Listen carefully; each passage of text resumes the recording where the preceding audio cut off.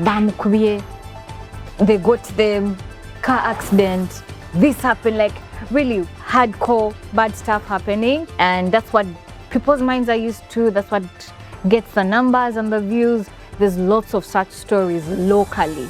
But if you want to elevate your storytelling and get to a point where you can be able to compete, whether for grants or awards globally, internationally, you have to get into something called solutions-based journalism. Fun fact, I pitched this story that I'm showing you on the screen to the DW Academy, and I was given 4,000 USD to do this one story.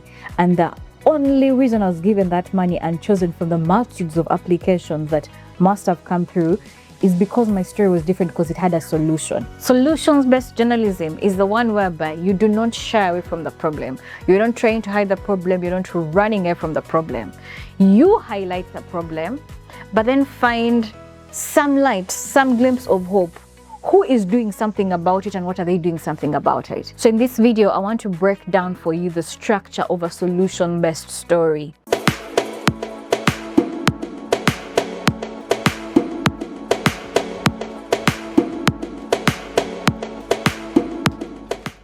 Hi good people, Miriam Watsimba here, documentary photographer, trainer, photojournalist based in Kampala, Uganda. If you are new here, welcome aboard. On this channel we discuss everything journalism, communication, media, storytelling, creative, being a freelance and building a successful brand as a freelance creative. So you're welcome. Today I want to talk about something that is more education related but also professional. Today's session is more of board and paper and pen and book situations, so I'm going to give you a minute to go and pick your notebooks and pen. A few moments later. Cool, so let's get into it. I want to talk about something called solutions-based journalism. Why do I think it's important to have this conversation? It's because one of the purposes of this channel is that kanchogere mu Luganda, njagala kubuusa bannayuganda bannange abali mu industry, njagala mbabuuse, like for our brains to go from thinking only in terms of a level-headed community level, Uganda level. I want us to get to a global way of thinking, of influencing things, of storytelling. I want us to get there. I want us to be playing in a higher field that is global. I want to try and break it down in this video. And that's why anything that happens globally, and I'm not saying it happening locally, I want to come here and talk about it and make it easy and faster for you to get it instead of having to go through the process to find it. So around 2021, a shift happened in journalism where media houses started going away from funding institutions, basically media enablers started going away from, I'm talking about real journalism and storytelling, leave propaganda stuff of, let me leave it there. But it started going away from the type of storytelling where you focus on problems, you know. Solutions-based journalism may not be portrayed so much in the news we are consuming locally because most of our media stations have not yet caught up.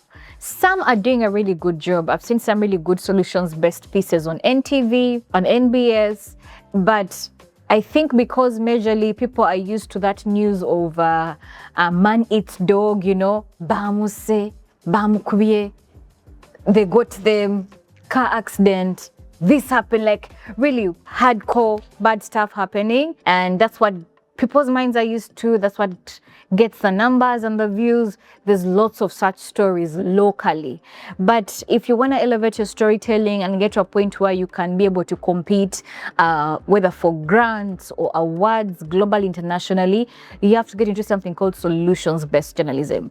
So in this video, I want to break down for you the structure of a solution-based story. On the screen, you should be seeing a story that I did for the DW Academy, run by DW News, which is a German news agency that we all know. This was a story that I did during COVID in, I think, 2022. And basically, the gentleman that you're seeing on the screen was, at that time, a teacher in a school called St. Luke Primary School, located in Namunsi, Bale District, Bale City.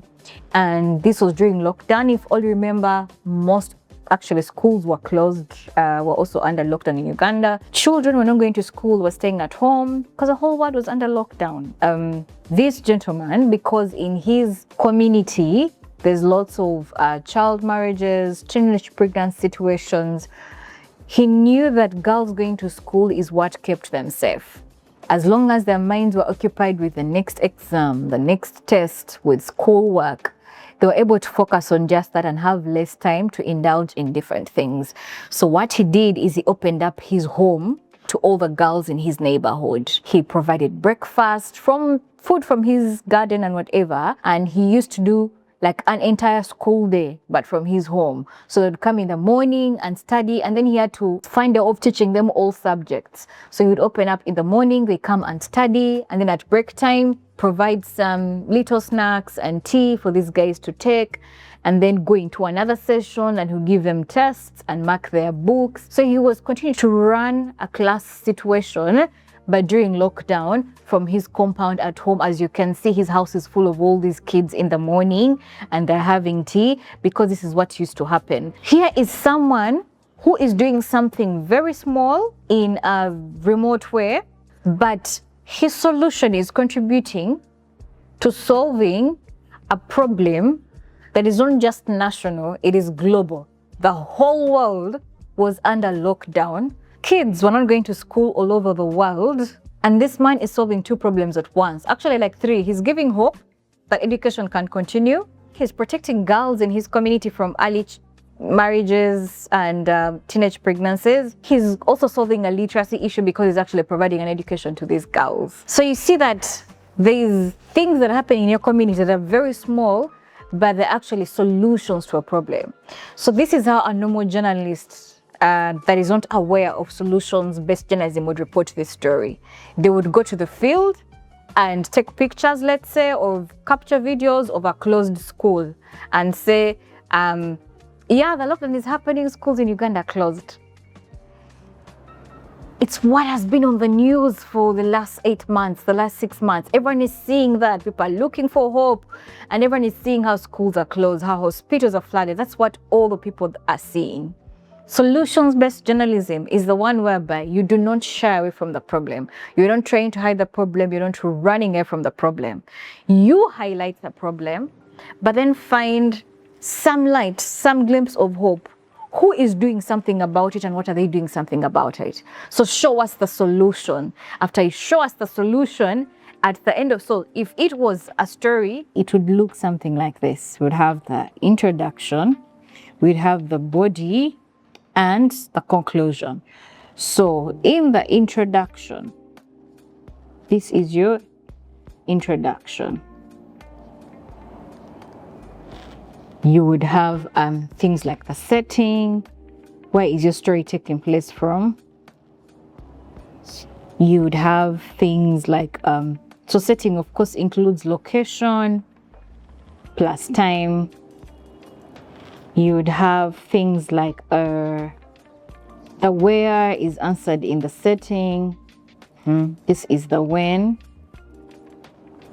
And then you'd introduce your problem. You'd introduce your problem. This is in the introduction. And then we come to the body. So in the body, you would show us the extent of this problem, like contextualize it. You'd contextualize what the problem is. How big is it? Is it a local problem? Is it a national problem? Does it have global significance? Why should people care outside of your country? So you give us the context of your body. And as you're giving us the context of this problem, you also introduce now your solution, which is the most important part from this video. What is being done about that issue? So here we introduce what is being done about it. And the solution can be a local solution. It can be like solution like community level. That's what I mean by local. It can be a national solution, and it can be a solution that could be adopted globally. Make sure, pay attention, I'm saying could be adopted globally. I'm not saying the solution should be global. So now we get to the conclusion, which is the last part of your story. in this last part of your story, show us how this solution that you've introduced to us in your body, show us how this solution could be scaled or adapted at a global level.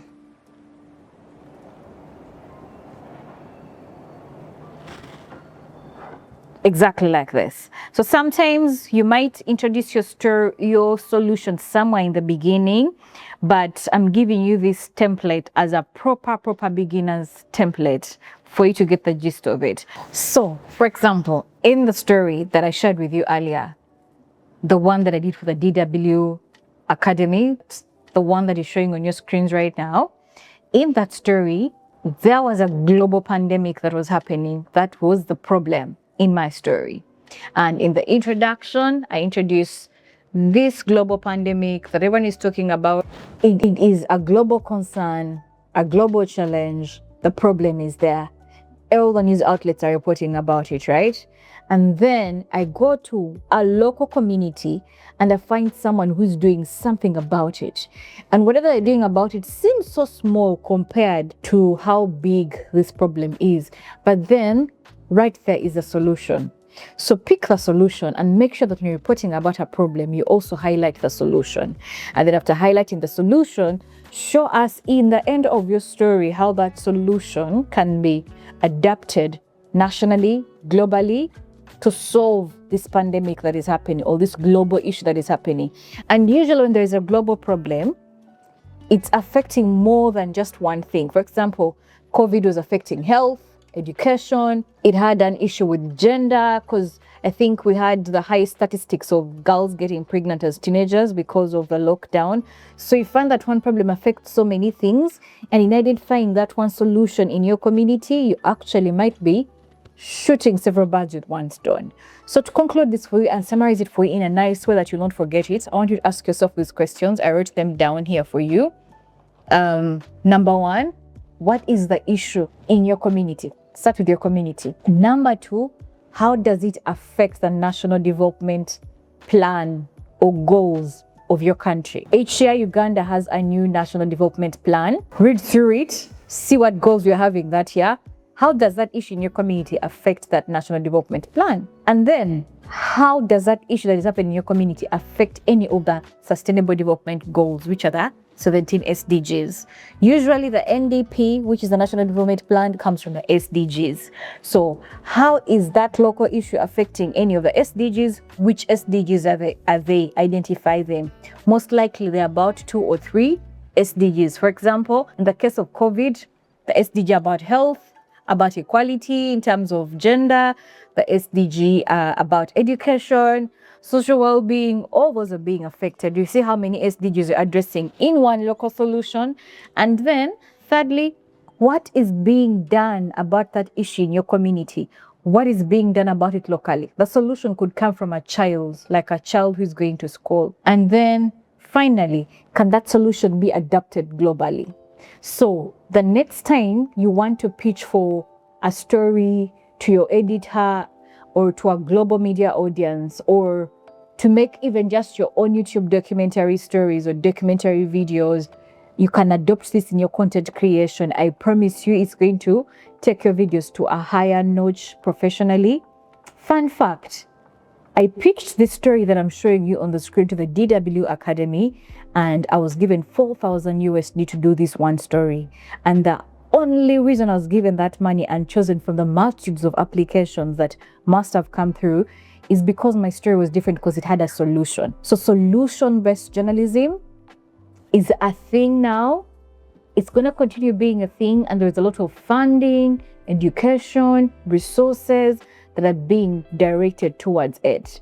And if I look at the trends, do not underplay yourself and say, oh, me, I'm just a content creator. I just have my own YouTube channel or my little Instagram or TikTok. Be intentional about it and try the next time you do a TikTok video about something that is happening in your school, at your workplace, try to write a short script. And in that short script, try to have the introduction, the body, the solution, factor in the NDPs, the SDGs, and where the solution ties in the way I've explained. and tell me the response that you're going to get. Unless you still want to be in sensational kind of content, which is also a good thing because we need that kind of content for entertainment and for whatever. But this channel is for people trying to build professional brands in storytelling as creatives. And that's why I'm sharing this. If you're watching this, my assumption is you want to do professional kinds of things away from just a sensational.